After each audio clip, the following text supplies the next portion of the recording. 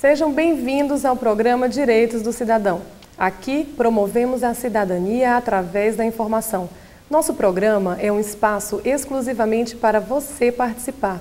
E com sua contribuição, vamos abordar temas de interesse da comunidade, seus direitos e deveres como cidadão e como consumidor. Hoje recebemos o presidente da Associação Tocantinense de Advogados, Gedeon Pitaluga Júnior, para responder uma pergunta do senhor João Batista, morador da Aurenir 2, na capital. Doutor Gedeon, é um prazer tê-lo aqui no programa. É um prazer estar aqui, Juliana. É um prazer estar aqui contribuindo com essa iniciativa do programa Direitos do Cidadão, que é conscientizar o cidadão tocantinense dos seus direitos, dos seus deveres e participar da construção da cidadania no estado de Tocantins. O senhor João Batista pergunta o seguinte: a conta dele de celular registra ligações interurbanas que ele tem absoluta certeza que não fez. Ele quer saber, doutor, qual o procedimento correto para solucionar este problema e não arcar com uma despesa indevida? O senhor João Batista já deu um primeiro passo importante, que é ter a consciência do direito que ele tem frente à operadora de telefonia. O segundo passo que eu aconselharia a ele era procurar um órgão de proteção ao consumidor.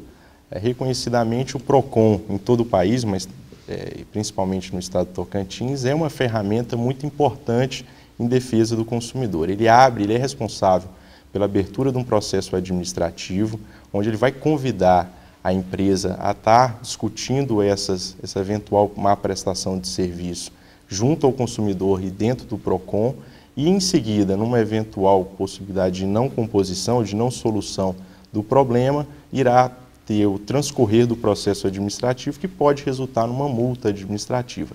Essa multa administrativa, nesse primeiro momento, ele não se reverte em benefício do consumidor, mas na verdade, essa multa, numa eventual condenação da empresa, ela será depositada no Fundo de Defesa do Consumidor, que é administrado pelo PROCON. Mas o seu João Batista, assim, ele terá, pelo menos já no primeiro passo, uma construção documental sobre essa má prestação de serviço. Doutor Gedeon, e se depois de ficar confirmado que realmente houve um erro da operadora de telefonia, o senhor João Batista pode buscar algum tipo de indenização? E qual seria esse procedimento?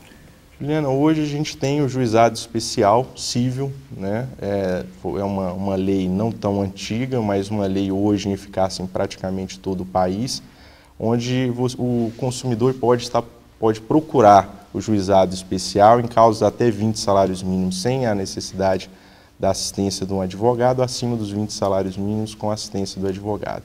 E lá ingressar com uma ação indenizatória contra a empresa. Eu sempre aconselho que antes que ele faça ou interponha essa ação indenizatória, que ele passe nessa primeira fase administrativa junto ao PROCON, que pela experiência que a gente tem tido os bons resultados. Mas se isso não for possível em esfera administrativa, ele ajuizando uma ação indenizatória, onde ele vai ter vários benefícios que o próprio Código de Defesa do Consumidor garante a eles dentro desse andamento processual, certamente ele terá esse direito indenizatório preservado e garantido pelo Poder Judiciário. Obrigado pelos seus esclarecimentos. Sabemos que em Palmas tem crescido muito as construções de prédios e a procura é grande, porque o déficit habitacional também é enorme. Temos uma pergunta da funcionária pública Heloísa Medeiros em relação à compra de imóveis em construção. Ela diz que comprou um apartamento em um prédio em construção e pela carruagem, esse prédio não vai sair tão cedo. E ela pergunta, doutor, se meu apartamento não for entregue no prazo previsto, quais são os meus direitos e o que devo fazer? A primeira coisa que a dona Heloísa tem que fazer é analisar no contrato que ela fechou com a incorporadora, que é responsável pela construção do prédio, o prazo que está determinado, que está previsto para a entrega do apartamento. Após ela analisar essa questão do prazo, se não for entregue realmente dentro do prazo que está estipulado, ela pode tomar algumas medidas judiciais que garantam a ela esse direito contratual.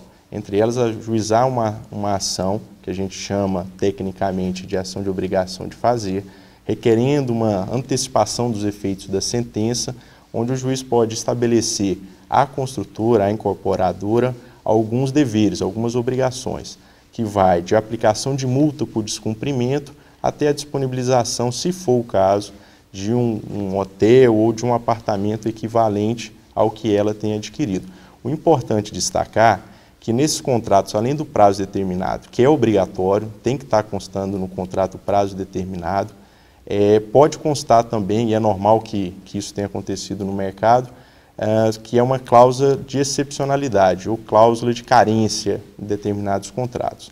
Essa cláusula de carência ela estabelece um prazo de 30, 60, 90, até 180 dias após o prazo determinado para a entrega do empreendimento em situações excepcionais.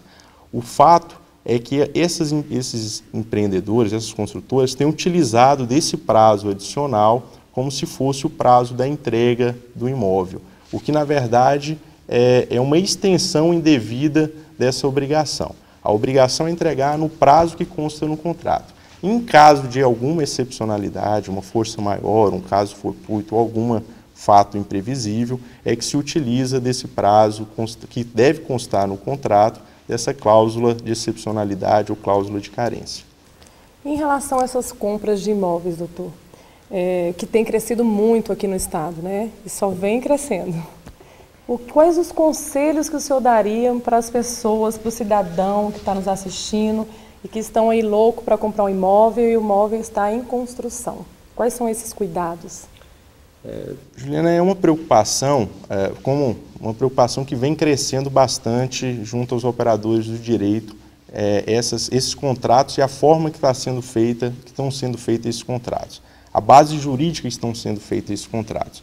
Porque o contrato, por si só, ele não garante validade àquele negócio jurídico que foi entabulado. Ele deve ser complementado por uma série de documentação do imóvel, da construtora, do empreendimento que vai ser construído. Tudo isso que perfaz, isso estabelece ali a relação contratual entre quem adquire e quem constrói o imóvel.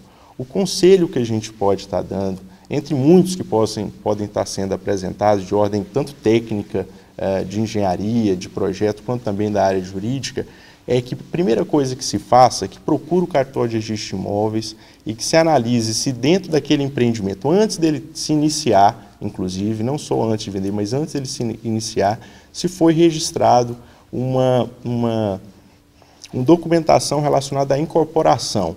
A gente chama uma planilha de incorporação, onde envolve 15 documentos que vai desde o projeto arquitetônico aprovado pela prefeitura, a regularidade fiscal dessa empresa, que vai do demonstrativo do material, da qualidade, das marcas que vão ser utilizadas no acabamento desse imóvel, até a garantia de que aquela construtora que é responsável pelo empreendimento é proprietária do imóvel, do terreno onde está sendo feito, onde foi projetado aquela construção.